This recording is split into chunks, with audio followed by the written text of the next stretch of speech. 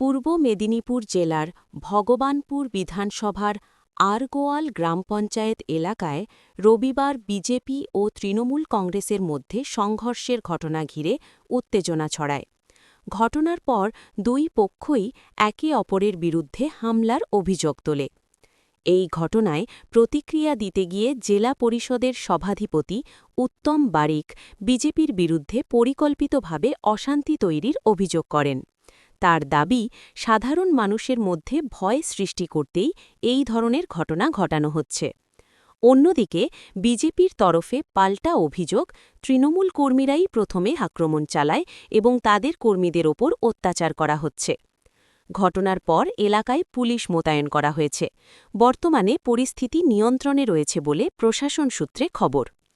পূর্ব মেদিনীপুর থেকে অংশুমান পণ্ডার প্রতিবেদন।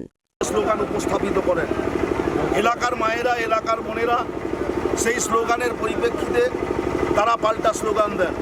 পরবর্তীকালে এলাকার সর্বস্তরের মানুষ, ওখানে কিন্তু তৃণমূল কংগ্রেস ছিল না।